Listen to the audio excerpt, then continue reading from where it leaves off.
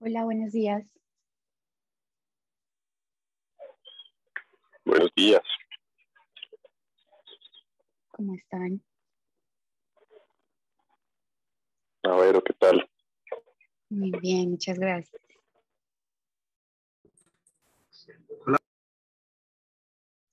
Bueno, hace un minutico saludé, pero buenos días a los que acabaron de ingresar. Mientras entonces empezamos, si quieren me van contando cómo les fue con el ejercicio de la clase pasada, si tuvieron algún problema, si tienen alguna duda. No todos al mismo tiempo, por favor. A ver, activo la cámara.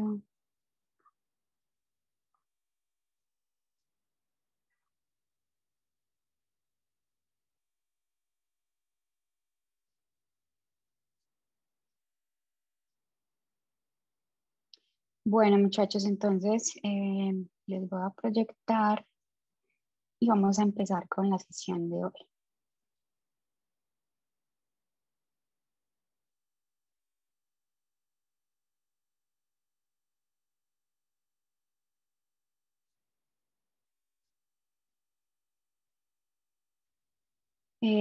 Pueden ver todos mi pantalla ahí.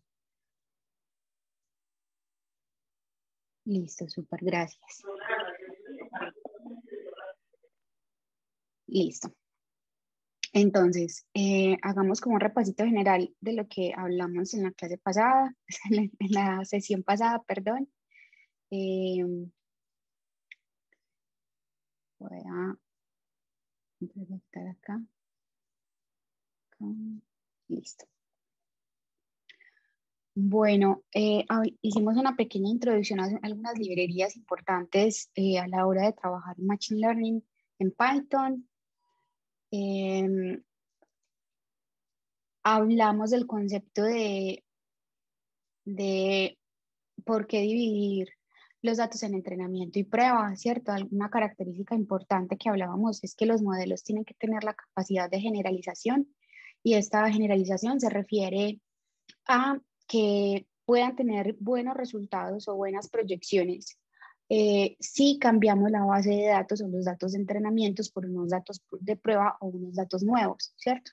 Entonces recuerden, esa capacidad de generalización es la capacidad que tiene el modelo de generar buenas proyecciones con nuevos datos o nueva información.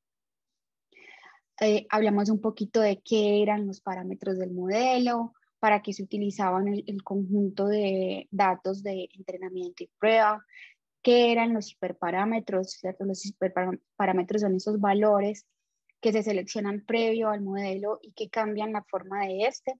Un hiperparámetro, por ejemplo, es el grado del polinomio en una regresión simple, por ejemplo. Em, bueno, vimos algunas posibles soluciones para trabajar con, o no, vimos unos ejemplos de hiperparámetros de algunos modelos, digamos, más conocidos usados en Machine Learning. Vimos el concepto de optimización también. Otro muy importante en qué consiste el overfitting y el underfitting y soluciones para tratar con estos dos problemas, ¿cierto? El overfitting se da porque el modelo aprende mucho de los datos de entrenamiento, pero entonces ya cuando le damos un nuevo conjunto de datos, pues sus proyecciones no van a ser tan buenas. Y el underfitting es porque en este caso tenemos como una especie de baja estimación, ¿cierto? O que el modelo, digamos, es muy simple y no capta la complejidad completa de los datos. Entonces, bueno, lo discutimos, hablamos un poquito de qué se hace para el caso cuando se presenta underfitting o overfitting. Eh, Vimos qué es el aprendizaje supervisado y no supervisado y empezamos entonces con el concepto de regresión lineal.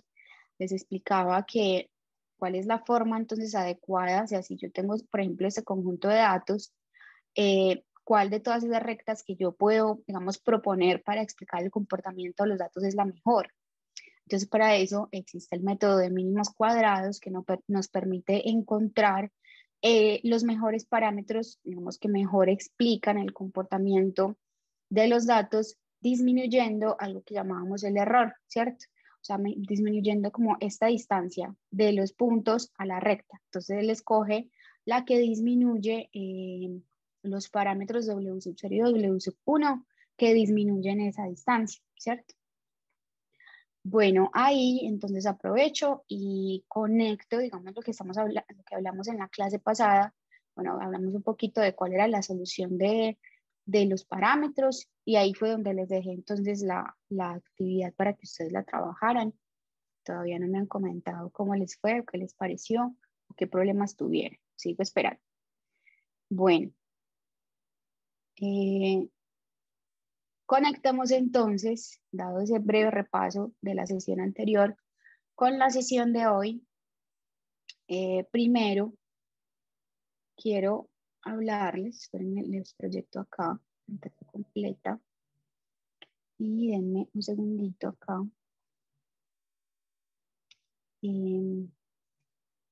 Selecciono el puntero para que me sigan. Vamos a hacer entonces un pequeño repaso sobre las métricas de desempeño que generalmente se utilizan para evaluar si las proyecciones o predicciones que está dando el modelo pues son aceptables de acuerdo al problema que se tenga. Y vamos a entrar entonces a ver unas regresiones un poquito más complejas y dependiendo del problema que se tenga, vamos a hablar de regularización L1 y L2 y unos ejemplos en Python. Bueno, la clase pasada vimos cómo se construía la función de mínimos cuadrados, que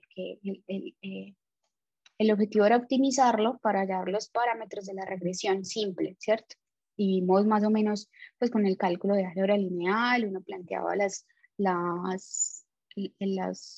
vectorcitos y la matriz y operaba, ¿cierto? Yo les expliqué un poquito. La idea del código del ejercicio que les dejé en Python también era que siguiendo esa idea de la solución, digamos como se haría a mano, pues lo hicieran ustedes en Python. Bueno, ahorita vamos a ver que eso pues en Python se hace muy fácil con una instrucción, pero quería que ustedes hicieran el ejercicio, digamos, a mano para que entendieran en qué consiste el ajuste de una regresión en un problema de Machine Learning, una regresión simple. ¿Cuáles son entonces las métricas con las que vamos a trabajar? Allá yo les mencionaba que la idea era disminuir el error o esa distancia que hay entre las observaciones y la recta que hoy vamos a encontrar, la recta de regresión. A partir de ese concepto o de esa noción, se pueden definir unas métricas para evaluar el desempeño de la regresión. Una de ellas es el MSE o error cuadrático medio, que vean que no es más que medir esa distancia entre los datos, ¿cierto? Los datos reales o lo que uno tiene observado versus la predicción o la proyección, ¿cierto? Entonces vean que qué es lo que hace, es como una distancia cuadrática promedio de estos errores que les mostraba ahorita en la grafiquita, esa distancia entre el dato y el valor sobre la recta, que sería lo estimado que vamos a tener nosotros, o la proyección que vamos a hacer. ¿Cuál es la idea entonces? Pues la idea es que este valor sea pequeño, que esa distancia sea lo más pequeño posible. Entonces vean que esto lo que hace es promediar los errores cuadráticos. Este valor siempre tiene que ser no negativo. Mientras los valores sean más cercanos a cero, pues es mejor, ¿cierto? Porque estamos disminuyendo entonces el error que tenemos en nuestras predicciones con respecto al observado o lo real.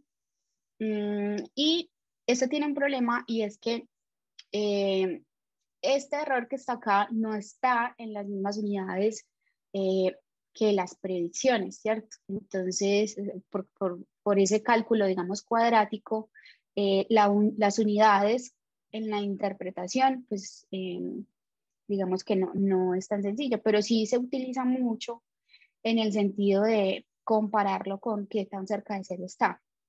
Pero sí es bueno que tengan en cuenta que al ser cuadrático, pues muchas veces no va a ser tan fácil saber si es muy grande o si es muy pequeño. ¿Listo? Entonces hay varias métricas que se utilizan. Verónica, Dime. ¿puedo decir algo de esta métrica de error cuadrático? Es que me parece súper Claro. importante lo que dijiste. El hecho de que ese cuadrado que uno ve ahí hace que uno no pueda, digamos, interpretar fácilmente lo que significa eso, pero la expresión tiene una ventaja súper mega grande. Y es que sacarle una derivada es muy fácil a esta expresión. Entonces, cuando uno tiene un algoritmo de regresión, bien sea una regresión lineal o una red neuronal o algo más complicado, y usa esta métrica para minimizar el error, o sea, uno define el error usando esta métrica, es muy conveniente porque minimizar el error es mucho más fácil, precisamente porque esta expresión tiene una derivada que no va a pasar con otras expresiones. Digamos, si yo quisiera ver el error de una regresión, digamos, en la vida real en mi trabajo, un error que sería, en mi opinión, más importante de ver y de entender que sería, digamos, el error absoluto, que imagino que vamos a hablar de él, o por lo menos mencionar. Pero ¿qué pasa? Ese error absoluto es muy fácil de interpretar para un humano, pero la derivada no es fácil de sacar, eso tiene singularidades. Entonces los algoritmos que uno usa para minimizarlo no van a converger tan rápido ni van a ser tan buenos. Es como una pelea entre qué es interpretable y qué es fácil de derivar, o sea, fácil de computar. Eso era simplemente lo que quería agregar. Muchas gracias, Luis.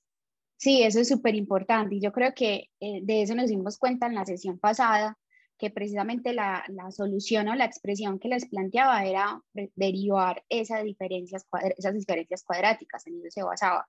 Y era pues muy fácil encontrar la solución utilizando esta expresión. Entonces tienes toda la razón, muchas gracias. Bueno, otra de las métricas importantes es la raíz cuadrada del error cuadrático medio.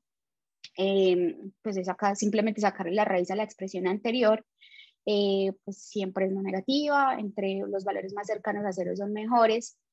Y aquí es pues algo que mencionaba Luis, es la interpretación se vuelve más sencillo porque ya no estamos trabajando con términos cuadráticos, sino en las unidades que tengamos nuestra variable a predecir o nuestra variable objetivo, ¿cierto? Entonces acá la interpretación se vuelve más sencilla. No sé si alguien quiere decir algo acerca de esta métrica o pasamos con la siguiente.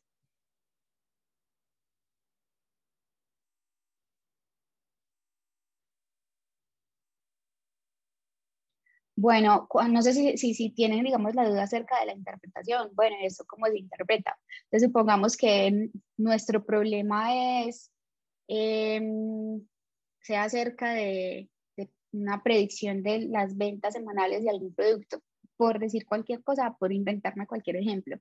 Entonces, vean que cuando ya calculamos este error, que es esa diferencia o esa distancia entre lo real y lo proyectado, entonces supongamos que eso nos da, no sé, la raíz nos da 2. Entonces, para nosotros ya va a ser más fácil interpretar esa cantidad que ya no está en términos cuadráticos, sino que están en las unidades con las que estemos trabajando. Entonces, si por ejemplo, si son estaturas, si son edades, si es peso en kilogramos, entonces va a estar en la misma unidad con la que estemos trabajando, en kilogramos, en metros, centímetros, o el número de ventas, pues si es simplemente un número, pues entonces sería en las unidades en las que estamos trabajando. Entonces va a ser más fácil interpretar si tenemos la métrica en la misma escala en la que tenemos nuestro problema a predecir o con la que estemos trabajando en ese caso.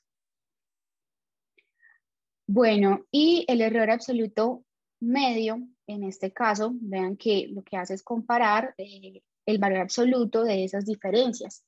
Y pues, si bien es más fácil de interpretar, porque nuevamente está en la misma escala, el error y la predicción y pues en la misma escala de la variable que estamos haciendo predicciones, sobre la que estamos haciendo predicciones, el problema que tiene es el que mencionaba Luis. Optimizar, digamos, esta función va a ser un poquito más complejo por las derivadas que mencionaba. Entonces, esas son pues una de las métricas, ahí les mencioné 3 métricas que son de las más utilizadas. Otra que me parece también muy importante es el R cuadrado o coeficiente de determinación. Antes de continuar con este, no sé si alguien quiere mencionar algo más. decir algo más acerca de esto.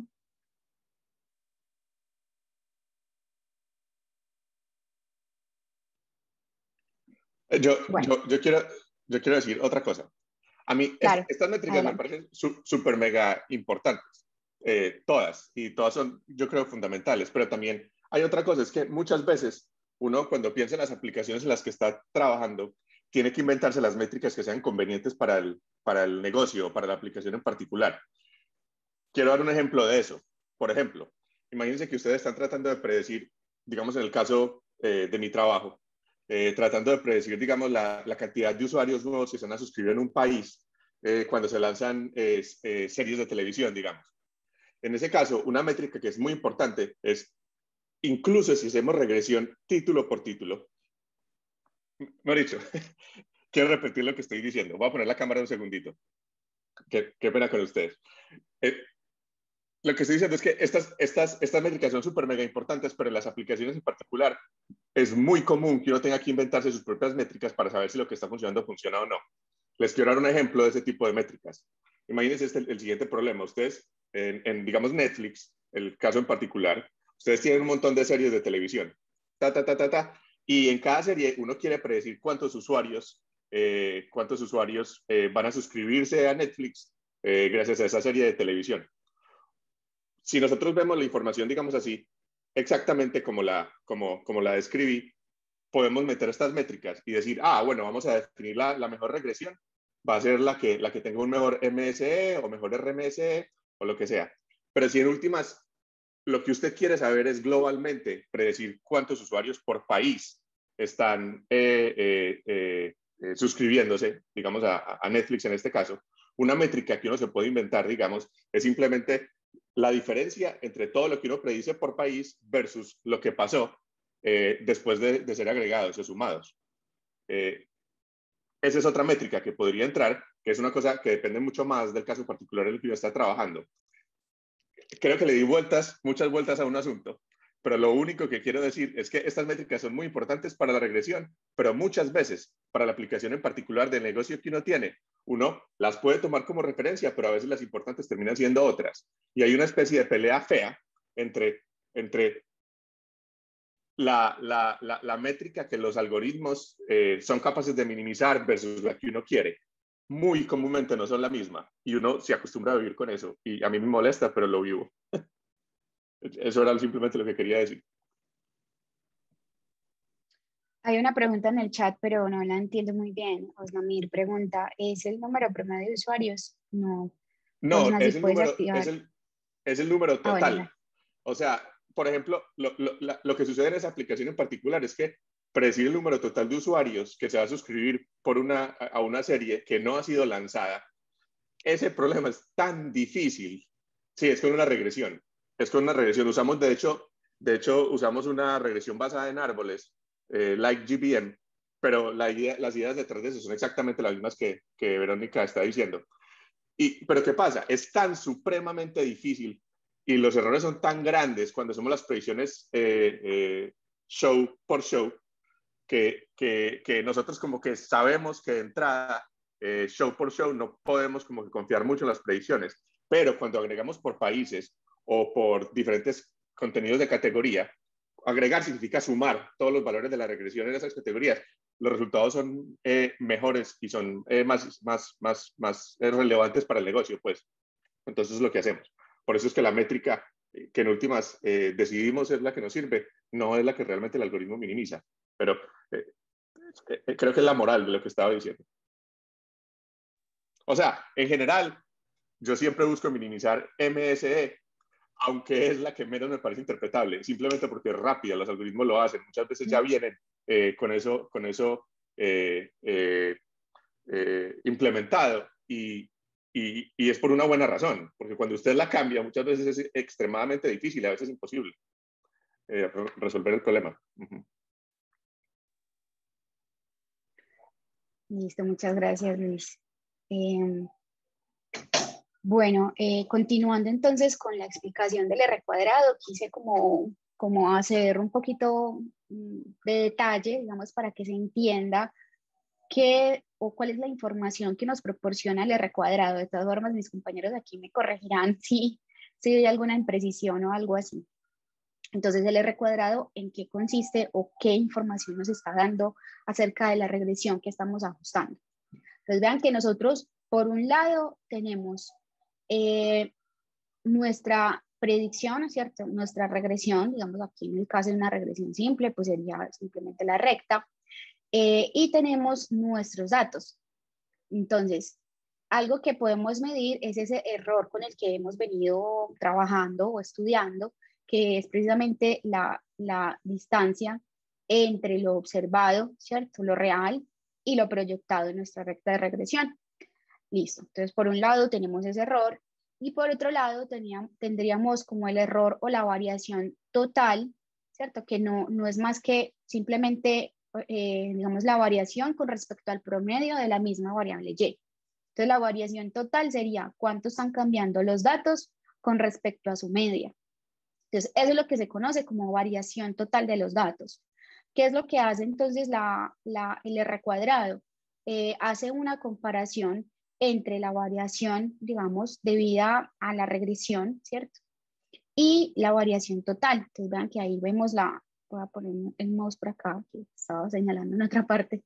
Es esa comparación entre lo que explica la regresión, la variación debida a la regresión y la variación total.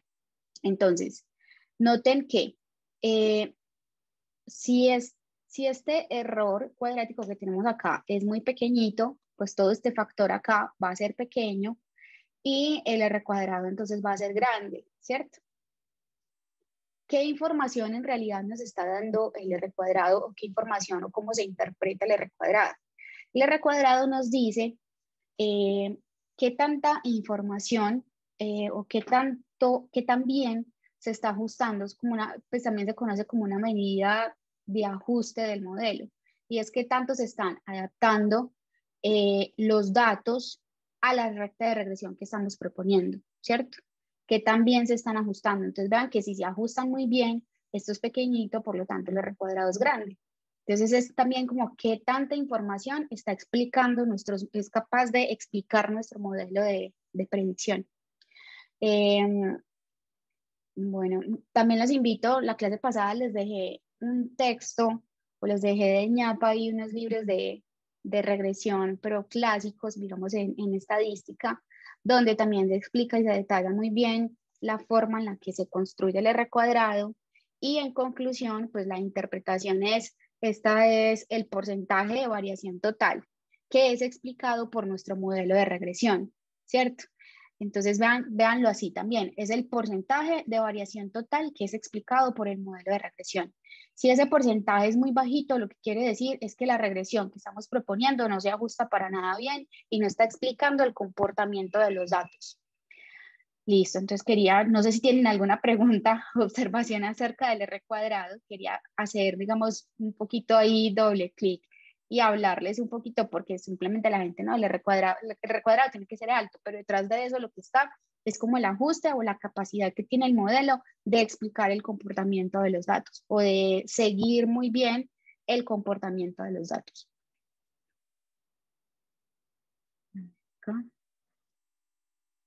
Bueno. Continuando entonces con el tema de regresión, ya pasando un poquito las métricas que discutimos, continuando con regresión, hablemos un poquito de regresión polinomial. ¿Qué es la regresión polinómica? Pues es simplemente agregar términos de orden superior a una regresión normalita, una regresión normal como la vimos en la sesión pasada. Ese mismo algoritmo que vimos nos ayuda a encontrar los pesos de esta nueva regresión polinómica. Entonces, ¿en qué consiste? Nosotros antes teníamos una serie de características o de variables que iban a servir para entrenar nuestro modelo x1, x2 hasta xn. Entonces ya ahora no, la regresión polinómica ya no vamos a tener solamente estos términos que están acá, sino que los vamos a agregar digamos, con un orden superior, ¿cierto? Los vamos a agregar al cuadrado, al cubo. También en algunos problemas se pueden agregar términos de interacción. Los términos de interacción consisten en multiplicar, por ejemplo, x1 por x2 o X1 por X3, ¿cierto? Que interactúen ya entre ellas mismas, entre las mismas variables, y agregar esos términos entonces a la regresión. También de forma general, pues ahí buscando, leyendo sobre el tema, se conoce como regresión no lineal en realidad. Lo que dicen es que en general uno puede agregar transformaciones no lineales a las variables X para crear nuevas características. Yo, por ejemplo, no, como les he dicho desde el día 1, pues yo pues en el trabajo en realidad no he tenido que utilizar técnicas de Machine Learning porque siempre ha sido problemas como muy regulados, con mucha regulación y que se van más a modelos más clásicos. Entonces, por ejemplo, nunca he trabajado, esto Luis me corrige, se llama ingeniería de características, ¿cierto? Que es como construir nuevas variables a partir de las que ya tenemos. Pero no tengo, digamos, un ejemplo sobre, no sé para qué se utilizaría, no sé los compañeritos si me pueden ayudar con esa parte de ingeniería, si tienen algo, digamos, que decir acerca de eso. Yo quería hablar de eso. A mí este me parece un tema súper importante porque esta es una forma de pensar mía cuando yo empecé a trabajar en Machine Learning y empecé a estudiar regresiones lineales y no lineales. Y tiene que ver mucho con esta slide. Y es la siguiente, yo decía, bueno, o sea, como matemático creía yo casi que cualquier cosa, o sea, voy a ser muy hand wavy, como dicen en Estados Unidos, casi que cualquier cosa se puede aproximar por una serie de Taylor. O sea, en mi cabeza casi que cualquier función que uno quiera, que uno tiene, que es lo que estamos tratando de hacer, nosotros estamos tratando de aproximar funciones, y en mi cabeza yo decía, cualquier cosa prácticamente puedo aproximarla muy cerca con un polinomio o con una serie de Taylor. Entonces yo creía, ¿por qué la regresión polinomial? ¿Por qué esa cosa no resuelve todo el Machine Learning? Porque en teoría, si usted agrega términos de orden 2, como los que estamos usando Verónica, y no funciona, usted después agrega términos de orden 3, y si no funciona, agrega términos de orden 4, y si no funciona, agrega términos de orden 5, y ocasionalmente usted va a tener una función tan complicada como quiera, que pueda aproximar absolutamente lo que sea. El problema con esa forma de pensar es que uno se da cuenta de esto, y yo lo he visto. Cuando uno tiene un problema y uno tiene una regresión lineal y agrega, digamos, términos de orden 2, eso mejora. Y eso siempre sigue mejorando cuando usted agrega en general, por lo menos un poquitico. Pero ¿qué pasa? Se llega a un punto en que tengan en cuenta que un conjunto de datos en general, un conjunto de datos es una cosa finita. Y si usted empieza a agregar términos cuadráticos y términos al cubo y términos a la 4, usted termina con un conjunto de datos que tiene cada vez más y más y más y más y más y más y más columnas. Y entonces se vuelve cada vez más difícil hacer de hecho la regresión. Cuando usted tiene muchas, muchas, muchas columnas y muy poquitas filas, usted no es capaz de encontrar la línea recta que pasa por todo eso, porque se vuelve un problema, ¿cómo se llama eso? Hay mucha varianza, hay mucha, o sea, la regresión, los coeficientes de regresión tienen una distribución que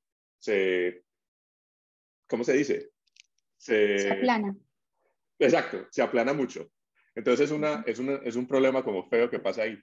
Pero es una cosa que yo, por ejemplo, yo siempre tiendo a tratar esto que está diciendo Verónica, no necesariamente con regresión polinomial, pero cuando uno ya tiene el problema que eso más o menos está funcionando, una cosa muy razonable es decir, por lo menos las variables, las features que están funcionándole bien al modelo, por lo menos a esa metamos los términos cuadráticos o transformaciones no lineales, y eso mejora muy, muy comúnmente los resultados. Otra cosa que yo tengo que decir es que yo también soy como Verónica. Yo siempre trato de usar métodos lineales y exprimirlos lo más que pueda, antes de meterme a cosas no lineales, porque es fácil de interpretar y muchas veces son tan buenos como los no lineales y son más interpretables. Y una cosa que yo siempre trato, si voy a seguir con los métodos lineales, es no necesariamente regresión polinomial, pero sí agregar términos cuadráticos o transformaciones no lineales a términos que ya sé que están funcionando y ver si eso puede mejorar. Eso era simplemente lo que quería agregar. Gracias, Luis. Bueno, aquí, digamos, como para completar o complementar lo que estaba diciendo Luis, de todas formas, hay que tener cierta precaución con empezar a agregar términos, pues Liz ya nos dio una explicación de por qué. Y además, pues esto, como él lo dijo, pues hace que el modelo se vuelva muy complejo y puede traer un problema de overfitting, ¿cierto? Tampoco queremos un modelo que entienda pues perfectamente los datos de entrenamiento, pero cuando le demos un dato nuevo ya no sepa qué hacer, ¿cierto? Entonces, eso es un problema que traen estos modelos cuando empezamos a agregar y agregar y agregar variables. Otro problema que puede traer y que digamos en estadística nosotros conocemos como multicolinealidad, que es un problema en realidad para la regresión, es esa correlación entre las variables o las características con las que vamos a predecir nuestra variable Y. Eso puede ser un problema también a la hora de ajustar una regresión. Es decir, aquí lo que queremos es que las variables que nosotros tenemos en X estén altamente correlacionadas o que en realidad estén relacionadas con el problema en el que estamos trabajando, que es nuestra Y, que haya una correlación con Y. Pero vean que obviamente si a X le agregamos el término cuadrático, pues ella va a estar correlacionada con ella misma. Entonces eso podría también traer un problema, como les dije, en estadística. Nosotros los estadísticos lo conocemos como el problema de multicolinealidad.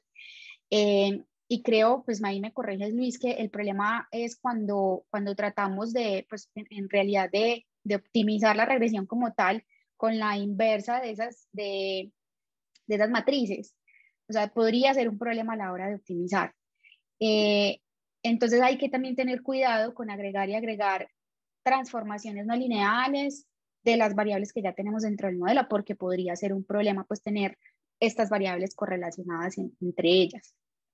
Bueno, hay una solución a esos problemas que son las regularizaciones, ¿cierto? Ahorita vamos a ver acerca de en qué consisten las regularizaciones que podrían, digamos, dar una solución a estos problemas de overfitting o digamos, a volver el modelo complejo agregándole nuevas características.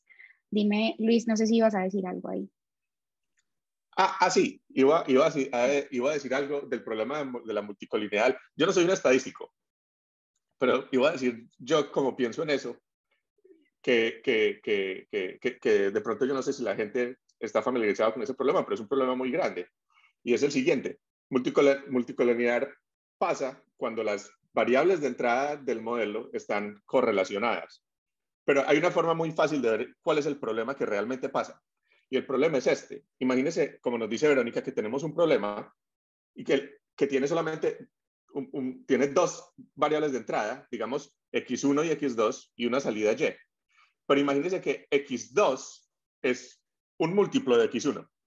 O sea, nosotros le metemos al algoritmo, al computador, un programa de regresión que tiene una columna que es x1, la multiplicación de la columna por 2, o sea, x1, 2x1 y una variable y. Y le decimos al computador, encuéntreme la línea. El computador va a estar en un problema muy fastidioso, porque usted sabe que si el computador encuentra los coeficientes, por ejemplo, el computador llega y le dice, la mejor línea es 2x1 más x2 es igual a y. El computador le dice eso. Pero mire que como estas cosas están correlacionadas, de pronto también x1 más 2x2 también le daría la línea. Hemos dicho, básicamente ese problema, hay infinitas líneas que son capaces de resolverlo. Infinitas, precisamente porque las dos variables, una es un múltiplo de la otra. El caso que yo dije es el más crítico, porque una es un múltiplo de la otra, pero con el hecho de que estén simplemente correlacionadas, el problema va a seguir apareciendo. Así es como yo lo veo. Tal vez sería más fácil haber mostrado, o sea, yo no caí en la cuenta de pronto mostrarlo, escribir las ecuacioncitas de lo que pasa cuando las cosas están correlacionadas, pero simplemente quería mencionar que el problema es muy difícil porque hay infinitas soluciones. El problema termina teniendo infinitas soluciones y uno no quiere eso.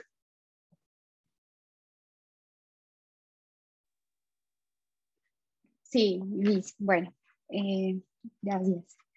Entonces acá quiero pasar un momentico a explicarles porque creo que pues les dejé el ejercicio como trabajo pues independiente para ustedes, pero sí quiero como hacer un ejercicio donde podamos seguir y ver pues en realidad, para que ustedes vean un poquito cómo es que se trabaja en Machine Learning. Entonces, en la carpeta, en cuadernos Python, les puse ahí varias cositas. Entonces vamos a empezar con el primero, que es la sesión 5.1.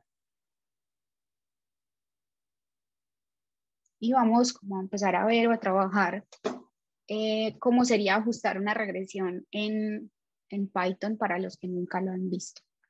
Entonces, para ilustrar el uso de la regresión polinomial, que es la que estamos hablando ahora, vamos a generar primero unos datos. Yo sé que aquí dicen, ay, pero datos simulados, sí, vamos a hacerlo inicialmente con datos simulados.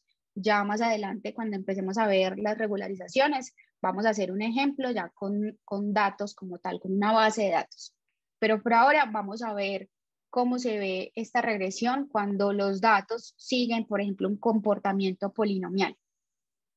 Entonces, primero generé unos datos que siguen un comportamiento de acuerdo a esta funcioncita y le agregué, digamos, un ruido para que no queden todos perfectamente sobre una recta, sino que al agregarle ruido, pues ya tiene un poquito de variabilidad la información. Entonces, ¿qué librerías vamos a usar? Yo les había mostrado la sesión anterior, acerca de unas librerías importantes o útiles a la hora de trabajar en Python y Machine Learning. Entonces, vamos a trabajar acá con NumPy, vamos a graficar, ¿cierto? Estas son las librerías, digamos, para hacer gráficos en Python. Y lo vamos a llamar a scikit-learn, que también les hablé de ella en la sesión pasada. Y de scikit-learn nos vamos a traer, bueno, modelos de regresión, modelos lineales, y me va a traer un modelo de regresión, ¿cierto? Esta es la forma de decir cuál es el modelo que voy a utilizar de la librería scikit-learn. Y de acá también me voy a traer esta funcioncita, que es lo que me permite dividir toda la información en datos de entrenamiento y prueba. No sé si ahí están viendo bien mi pantalla o se ve muy, muy chiquito. ¿Cómo le aumento a esto? Ahí, listo. Listo. Bueno, esta es la función que me va a permitir dividir entonces la información en entrenamiento y prueba, como también lo habíamos conversado en la clase pasada, pero no lo habíamos visto pues en la práctica cómo se ve. Y esta es la que nos va a permitir agregar términos polinomiales a la regresión. Y acá, pues, un tema de lo que hablamos ahorita son las métricas. Entonces aquí vamos a utilizar el error cuadrático medio y el R cuadrado. Entonces, primero defino la función y con esta función creo los datos o la información con la que voy a trabajar. Listo. Acá, a ver, sí, creamos un vectorcito, ¿cierto? Entre menos 50 y 50. Creo que esto me da unos 200 datos, creo que hice la cuenta, unos 200 daticos. Y pues evaluamos en la función y tenemos aquí dibujado el comportamiento de los datos. Entonces, estos que están acá hacen las veces como de la base de datos o la información con la que voy a trabajar y que voy a empezar a modelar. Entonces, aquí en XY almacené los datos, ¿cierto? Bueno, ¿qué vamos a hacer entonces a continuación? Voy a ir corriendo esto. Enter.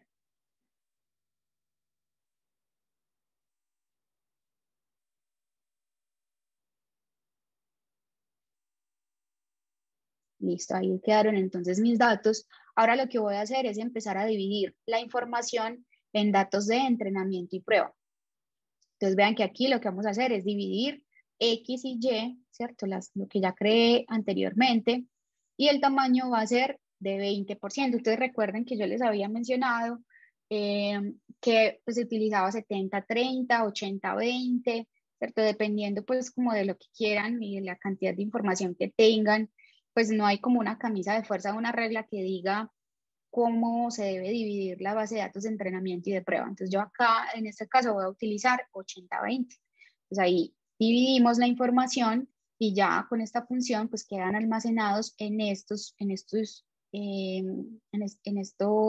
objetos que tengo acá. Entonces aquí tengo el X de entrenamiento, el X con el que voy a probar, el Y de entrenamiento y el Y de prueba, con el que luego vamos a calcular las métricas y ver qué tan bien o qué tan mal nos están dando los modelos que vamos a proponer. Bueno, primero, pues algo que decía Luis ahorita, uno siempre empieza por lo más simple, aunque uno sepa que eso no va a ajustar bien. Entonces uno va probando a ver cómo va modificando la regresión para que vaya pues dando mejores resultados. Pero inicialmente uno empieza con lo simple y va viendo entonces cómo va moviéndose y cómo va modificando el ajuste. Entonces primero voy a empezar con una regresión lineal simple. Le voy a decir pues que ajuste también el intercepto de la regresión. Aquí entonces llamo, digamos, a la regresión y aquí la ajusto con los datos de entrenamiento y de prueba. Entonces aquí le voy a dar para que él lo ajuste. Listo, pues ahí dice ahí, entonces no sé si salió bien o no, pues ahí dice, pues ya realicé el ajuste de la regresión.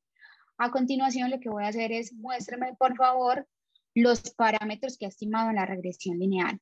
Entonces, ¿cómo lo hago? Acá, pues, que le digo que me imprima W sub 1, que en este caso sería, vean que acá yo a la regresión lineal, yo le puse este nombre. Entonces, siempre que vaya a sacar características, pues tiene que ser con el nombre que le puse. Entonces, en este caso yo le puse regresor. Entonces, aquí regresor.coef me va a sacar la pendiente del modelo y acá pues el intercepto de la regresión. Entonces cuando lo corremos, pues aquí me da la pendiente del intercepto del modelo. Listo. Entonces vean que acá en regresor es un objeto que ya tiene, digamos, la información con los datos la información de la regresión con los datos de entrenamiento. Listo. ¿Qué voy a hacer entonces a continuación? Lo que voy a hacer es, listo, acá, a ver, espérenme que me tosté. Entonces acá lo que le estoy diciendo es, bueno, ajuste, pero ya con los datos de prueba, ¿cierto? Ahí Luis me acompañas y me ayudas, por favor, que yo siempre me enredo cuando es con código así en vivo, me pongo nerviosa. No, Listo. yo creo que está súper claro. Ah, bueno. Listo. Entonces aquí ya hicimos, ya sacamos nuestra Y de entrenamiento, nuestra Y de prueba. A ver, es que acá yo tenía el X real. Ah, bueno, esto es un truquito que utilicé, pero para hacer las visualizaciones más adelante. Entonces yo lo que hice fue ajustar la regresión a todos los datos, o sea, sin tener la separación de datos de entrenamiento y prueba. Pero es un truquito que utilicé simplemente para visualización y para mostrarles a ustedes, pues, de ejemplo, cómo se ve el ajuste. Entonces, lo necesitaba, pues, pero para graficar. Entonces, véanlo acá. Estos que están acá son los datos que separé en datos de entrenamiento y prueba. Los azulitos son los que se utilizaron para entrenar y los moraditos para hacer la prueba, digamos, del modelo.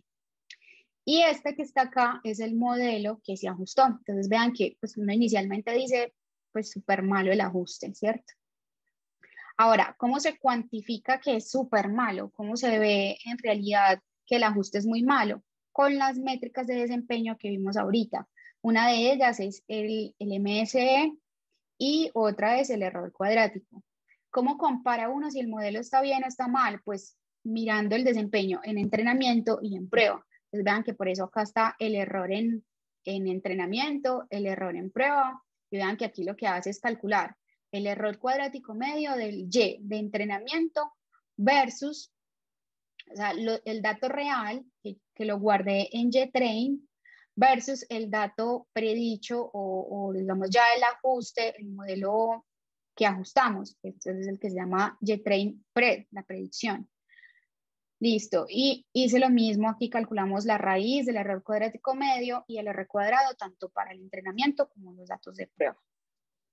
Entonces ahí tenemos, digamos, los valores. Vean que es un valor supremamente grande y el R cuadrado también pues da un porcentaje muy bajito, por lo cual uno dice, pues en realidad en el entrenamiento, pues o el ajuste es muy malo en este caso. Pues aquí es, digamos, como es un problema sencillo, era fácil graficar y visualmente ver que el ajuste es muy malo, pero uno generalmente, y ahí Luis no sé o qué otra forma se utiliza, pues uno lo que tiene es la métrica, uno va evaluando en realidad es esta métrica. Bueno, dime Luis. Es que a mí me parece esto, hay algo aquí muy subjetivo, y es lo siguiente. Por ejemplo, en general, yo no diría que un R cuadrado de 0.5 es necesariamente malo. O sea, hay casos en que uno tiene que vivir con eso. Así es la vida. Y puedes subir un poquitico la gráfica que mostraste. Ah, el eje X, ¿qué es? Es la entrada. Sí, es la entrada. Ah, ya. Es que yo creo que en este problema todos sabemos que se puede mejorar porque construimos el conjunto de datos, ¿cierto? Pero hay veces cuando uno grafica lo que predijo versus lo que realmente pasó, si uno no encuentra ninguna tendencia ahí en esa gráfica, muchas veces eso es algo que le está diciendo, de pronto no es mucho lo que usted pueda mejorar. Yo creo que si lo hiciéramos en esta gráfica sí encontraríamos una tendencia, pero simplemente lo que quería decir es que un R cuadrado de 0.5 o de 0.6 o de 0.4 es bueno, es malo, uno realmente no lo sabe. A veces, yo estoy seguro que yo he puesto modelos en producción con R cuadrado más malos que 0.5 y que funcionan y que la gente los usa. Sí. Sí, sí, tienes razón. Eso en realidad hay un grado ahí de subjetividad y muchas veces, como tú dices, hay que vivir con eso. Pues también he visto que el R cuadrado es, no sé, 0.5 o menos y así toca. Bueno, entonces quiero mostrarles a continuación es cómo podemos empezar a agregar términos polinomiales al modelo como tal. Entonces yo tenía simplemente mi variable X, ¿cierto? Eso es un ejemplo como para ilustrarles cómo se opera o cómo se trabaja en este caso, pues ya si uno tiene una base de datos, pues lo haría con los datos que uno tiene. Pero simplemente es como darles una base para cuando ustedes estén trabajando en algún proyecto, pues no estén así totalmente en blanco, sino que más o menos sepan moverse, ¿cierto? Tener una base o ya tener algo previo en sus mentes para empezar a trabajar en Machine Learning. Listo. Entonces acá, con esta funcioncita, vamos a empezar a agregar los términos polinomiales al modelo, ¿cierto? Entonces acá, recuerden, lo agregué en este objeto PF. Entonces vean que acá, aquí a mi variable X, lo que estoy haciendo es agregarle el término cuadrático de lo que está en X, en mi X original. Vean que X original era X minúscula. Y lo que estoy diciendo es, pues ajustele o transforme estas variables y guárdelo en el objeto X mayúscula. Es eso. Entonces, si había solamente una variable, pues le va a agregar X cuadrado, que ese es nuestro caso. Si hay más características dentro de la matriz de datos con los que vamos a entrenar, pues entonces a todos les va a agregar el término cuadrático. Aquí volvemos entonces a dividir, bueno, tenemos nuestros datos de entrenamiento y estamos agregando a X de entrenamiento los términos polinomiales, o sea, los términos cuadráticos, tanto a X de entrenamiento como a X de prueba. Instruimos nuevamente nuestra regresión lineal. Bueno, algo que les mencionaba ahorita en las diapositivas, no sé si lo quité, es, una vez tengo entonces estas variables, cómo es la forma de operar o cómo se hace la regresión polinómica, tal y como lo hacíamos en regresión lineal simple, porque es que ya estos términos, digamos, están capturando ese comportamiento cuadrático o de orden superior, pero entonces el ajuste como tal o el cálculo de los pesos se hace igual que en una regresión lineal simple, ¿cierto? Entonces vean que aquí yo a la regresión como tal no tengo que hacerle nada, porque aquí ya el comportamiento, ese comportamiento polinomial está incluido en los valores de X. Entonces ya aquí simplemente ajustamos la regresión normal. Y vean que acá, al momento de imprimir los parámetros de la regresión, ya tenemos un parámetro más. Tenemos el asociado a nuestra X inicial y al término cuadrático y el intercepto del modelo. Entonces vean que acá nuevamente hacemos la predicción y vemos cómo va mejorando entonces el ajuste de la regresión a los datos de entrenamiento y prueba cuando empezamos a agregar términos cuadráticos. Bueno, acá vemos las métricas. Vean que acá las métricas de desempeño ya empiezan a mejorar un poquito. Que quiero ver con términos cúbicos. Entonces acá en el ajuste ya le agregamos un término más, que es el término cúbico, ¿cierto? Entonces aquí volvemos a entrenar. Vean que ya hay otro parámetro más. Graficamos. Hola, Y ya se puede escuchan. ver entonces cómo va mejorando el ajuste. Hola. Hola, por fin me escuchan. Lleva rato tratando de hablar y el micrófono no me cogía. Bueno. Yo quería hacer un comentario precisamente sobre las características polinomiales, pues en general no lineales. Y es que muchas veces como que pareciera que uno está jugando como subámosle el grado porque parece que le estamos subiendo el grado, pero muchas veces también hace parte de un proceso de interpretar un poquitico el contexto que uno está haciendo. Cosas tipo, no sé, yo tengo información respecto a el peso y la altura de la gente, ¿cierto? Entonces yo puedo tratar de ver las regresiones que quiera con eso, pero tal vez el problema que yo estoy tratando sea interesante calcular, no sé, el índice de masa corporal, ¿cierto? Entonces yo voy a atacar una característica que tiene que ver con la masa y el 1 sobre el cuadrado de la altura o algo así por el estilo, ¿cierto? Entonces, algo que es bastante válido en esto de ingeniería de características es tratar de entender específicamente qué está pasando con los datos y si hay cosas que yo puedo interpretar extra y no solamente como yo estoy aumentando el grado para subir un número, sino también para aportar valor y aportar formas de interpretar los resultados del modelo.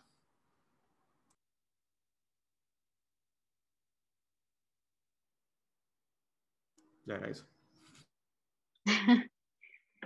Listo, Santi, gracias. Bueno, no sé aquí si los muchachos tienen alguna inquietud, preguntas acerca de lo que estamos haciendo acá.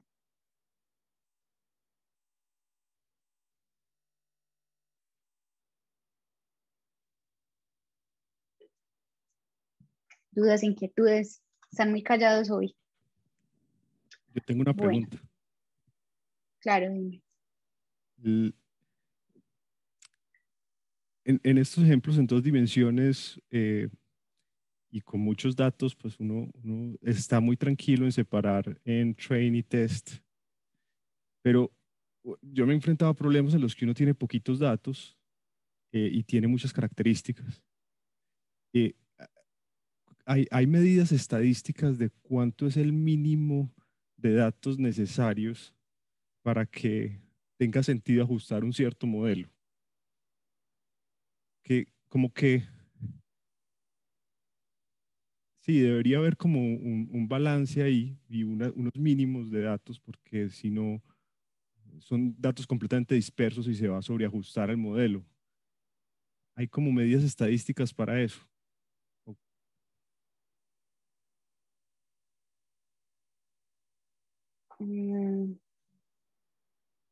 Estoy pensando, en este momento no se me ocurre. Pues Namir, mi compañero que está acá, ¿tienes en mente algo? Pues hay una cosa, y es que por lo menos como que yo conozca medidas de estadísticas específicas, no. Una cosa es que eso sí es algo que depende exageradamente del modelo que uno esté utilizando, ¿cierto? Hay modelos que para que funcionen requieren una cantidad descomunal de datos, mientras que otros funcionan relativamente fácil.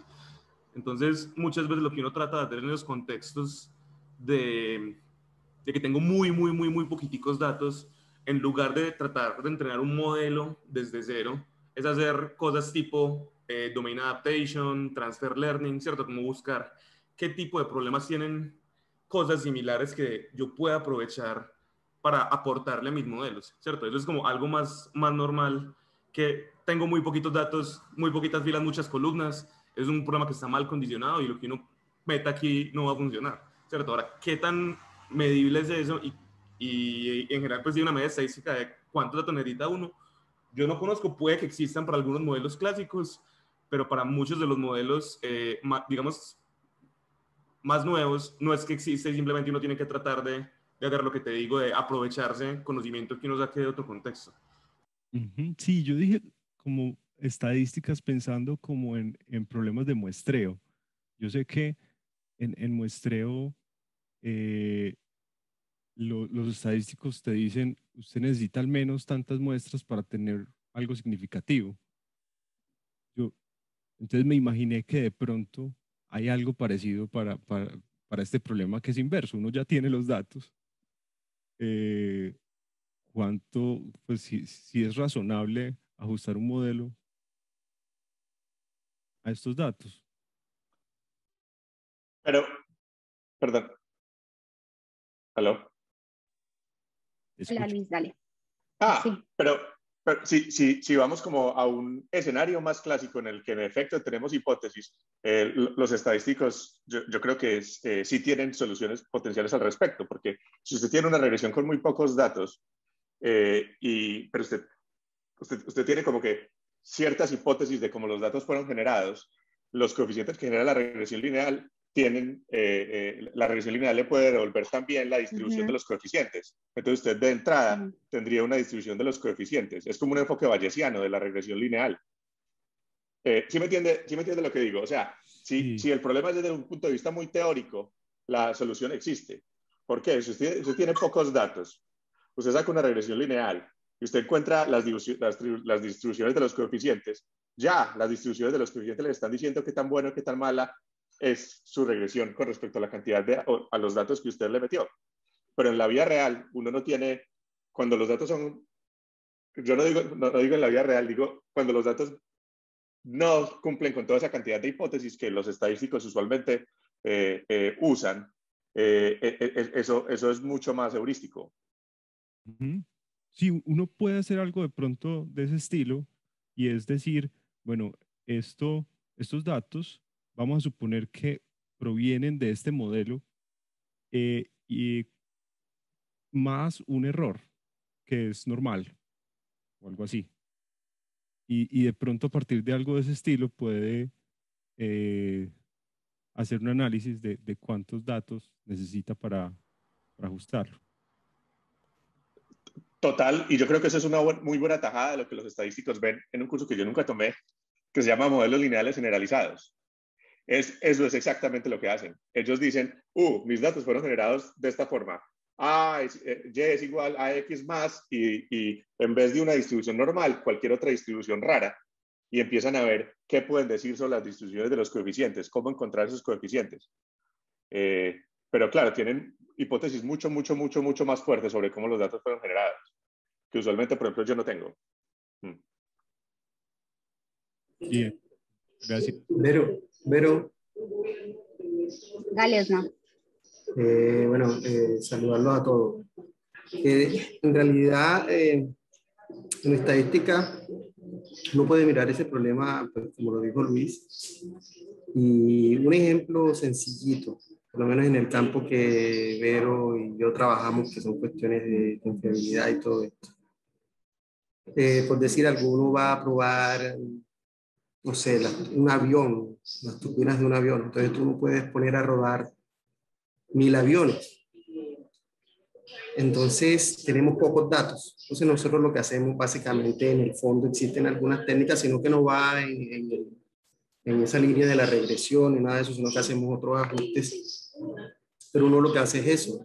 Uno más o menos mira cuál es el comportamiento, ajusta los parámetros o el parámetro que se necesita y con eso nosotros podemos saber el comportamiento y hacemos una especie como si fuera un bayesiano ahí. Pero lo otro es que si tú tienes pocos datos, y sabes que vas a hacer una regresión lineal, por lo menos lo tienes en la cabeza y dices, no, voy a hacer una regresión lineal. Entonces allí podrías, sé que en Machine Learning casi no conozco mucho este tema, pero sé que existen, por lo menos yo estuve trabajando un problema que son datos desbalanceados, es cuando tú la respuesta la tienes como, por decir algo, contagiados de COVID y bueno, se sabe que la base tiene todos los contagiados, pero los que mueren sobreviven. Entonces mira que allí la proporción es no es como tan balanceada, no son tantas las personas que de los infectados, no son tantos los que mueren, gracias a Dios, que los que sobreviven. Entonces uno allí hay algunas técnicas que te ayudan como a hacer como un balance, pero ojo, estoy hablando solamente de la respuesta. Entonces, creo que puedan existir algunas técnicas que te ayuden en algunos escenarios. Y lo otro es que, Vero, preguntarte algo sobre todo el cuento de del diagnóstico, del modelo, todo eso que uno tiene que hacer, pues se hace en la clásica, toda esa parte, o solamente en esta parte tú vas a explicar pues sobre el R cuadrado y eso, o sea, porque me asalta una duda porque en algunos casos, por lo menos siempre nos encontramos que hay datos extremos, todo este cuento, cómo quitarlo, mirar más o menos ese ajuste. Entonces, a ver si eso que tanto, pues en este tipo de técnicas de machine learning, a veces afecta, a mí me causa como una duda, es porque qué tal que yo tenga, uno como estadístico, tú sabes que uno es como muy terco, qué tal que yo tenga un conjunto de datos, tenga unos datos extremos o outliers por allí y tenga yo no sé si será la mala suerte de no tomarlos en los datos de entrenamiento. Y entonces, ¿qué tal que me queden en los datos de testeo? Entonces, allí es como me asalta como la duda. A ver qué puede, cómo puede o cómo eso controla ese tipo de escenarios así como traje. No sé qué razón tienes de eso. Bueno, en esa última parte creo que obviamente pues previo a lo que estamos haciendo acá, que es entrar a los modelos, hay que hacer pues un preprocesamiento de la información o del estudio de los datos que uno tiene y ahí pues se encuentra uno con muchos problemas, pues como faltan datos, hay datos faltantes y entre esos también pues datos extremos, no sé ahí Santi Hernández como que le podríamos decir, porque él dice, ¿qué tal que tenga un dato atípico y ese dato atípico no quede en la base de datos de entrenamiento, sino en prueba? Entonces ahí el entrenamiento del modelo se ve afectado por ese dato atípico o cómo hace pues para capturar en el caso que hayan datos extremos.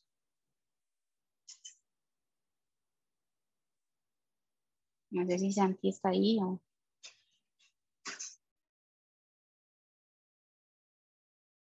Espera, estaba moliendo café. No escuché nada. ¿Cuál era la pregunta? Qué pena. Muy bonito.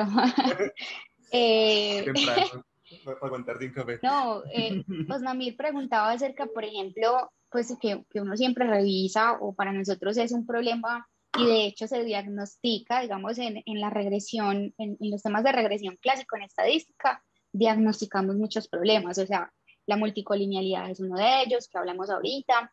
Otro es de los datos influenciales y datos extremos, que es un problema para la regresión, pues clásica como uno la conoce. Pero aquí en Machine Learning, ¿cómo se trabaja, por ejemplo, con datos atípicos o datos extremos? Yo le decía que antes solamente de empezar a trabajar con esto, hay una etapa que es una etapa, o sea, el entrenamiento es esto, la etapa de preprocesamiento es esto. Es una etapa pues que a la que se le dedica bastante tiempo y es precisamente organizar los datos y evaluar cómo están. Entonces, no sé ahí, Santi, ¿qué nos puedes decir acerca, por ejemplo, del tratamiento de esos datos cuando son extremos o atípicos? ¿Qué se puede hacer? Sí, yo creo que en realidad, pues lo que tú dices es bastante usual también desde el lado de nosotros, ¿cierto? Como la parte de hacer un análisis exploratorio de los datos es una parte fundamental de todo el proceso, de sentarse y entender cuáles son las distribuciones de los datos, de entender qué hay que limpiar, qué hay que cortar, tal vez datos que están demasiado extremos, cortarlos y poner una variable indicadora de que se cortó. O sea, siempre hay un montón de cosas que uno puede hacer como con los datos para entender qué es lo que está pasando. Y la otra cosa es que también no todos los modelos son tan sensibles a datos atípicos, ¿cierto? Entonces también va a depender mucho del tipo de cosas que uno vaya a hacer y de las métricas que vaya a optimizar. ¿Cierto? Si uno está utilizando ciertos modelos de árboles de decisión que hayan variables en diferentes escalas no es tan dramático en ciertos contextos, ¿cierto? Entonces es como entender muy formalmente, pues primero el análisis exploratorio de los datos, ¿cierto? Entender un poquitico lo que hay y limpiar lo que se pueda limpiar, pero también entender las limitaciones del modelo que uno está usando, ¿cierto? Yo no estoy utilizando modelos que son muy basados en la distancia, pues entonces es supremamente importante revisar precisamente que los datos estén digamos, en escalas similares, que en mirar como la varianza en cada una de las variables, ¿cierto?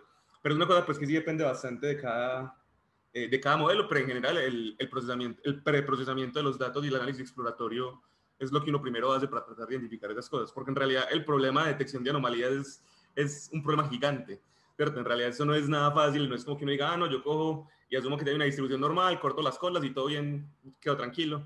En realidad hay un montón de anomalías que son mucho más difíciles de detectar y uno podría gastarse literalmente años estudiando métodos no supervisados para encontrar anomalías, pasar un pasito más allá a métodos semisupervisados, pasar a métodos supervisados, ¿cierto? En realidad, datos atípicos es un problema que, digamos, literalmente lo está como asustando a uno desde el principio hasta el final porque hay muchas naturalezas de datos atípicos. O sea, los clásicos que uno puede ver dentro del procesamiento de los datos y el resto son cosas que uno se va a dar cuenta, por ejemplo, cuando está haciendo error análisis después de ya tener las cosas, ¿cierto? Como yo entré en mi modelo, encontré los mejores parámetros, miro qué está pasando y de repente cosas empiezan a fallar. Entonces yo voy y reviso, bueno, listo, de las cosas que me están fallando, ¿por qué me están fallando? Y puede que uno se empiece a dar cuenta de, tal vez hay un patrón en las cosas que están fallando, hay una familia de datos que son muy distintos al resto y que me están afectando el rendimiento del algoritmo, ¿cierto? Pero es una etapa ya mucho más tardía, ¿cierto? Entonces, en realidad, lo de datos atípicos va desde el principio hasta el final. Lo que uno puede limpiar al principio con un procesamiento, como dice Vero, darse cuenta al final también con error análisis, entender las limitaciones del algoritmo que uno está haciendo. Si tiene cosas basadas en distancia, entonces es súper importante normalizar o estandarizar o alguna cosa por el estilo, ¿cierto? Entonces es un proceso largo que uno realmente está como afrontando en muchas etapas.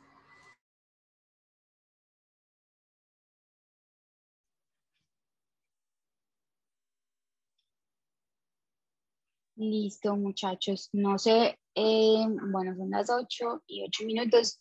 O sea, ya de acá lo que seguiría, no sé si hay más inquietudes o dudas, ya empezar a hablar de toda esta parte de regularización y un ejercicio digamos, un tallercito que quería dejarles en Python. No sé si el tiempo, ¿qué opinan ustedes? Si continuamos y lo vemos o lo dejamos ya para la próxima sesión.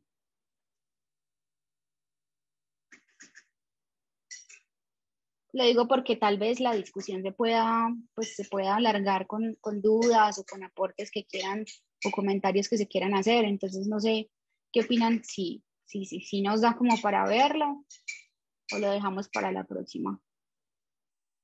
¿Qué opinan mis compañeros?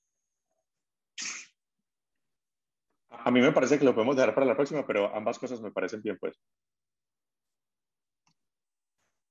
Listo. Santi, ¿qué dices? De acuerdo, para la próxima. Ya estará haciendo el café. Sí.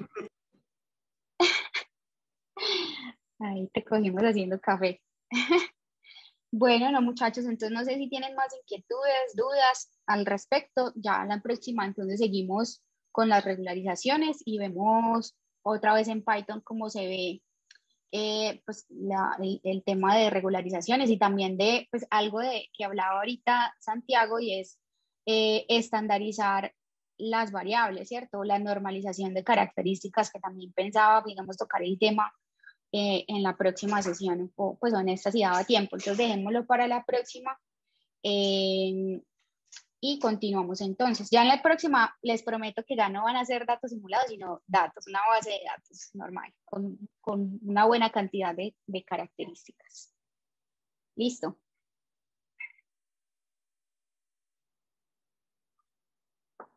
Listo, muchachos. Entonces, no siendo más por hoy, que tengan un feliz día y nos vemos entonces el próximo viernes. Chao, que estén bien. Chao, gracias. Gracias, Vero. Hasta luego. Gracias Hasta luego. a todos.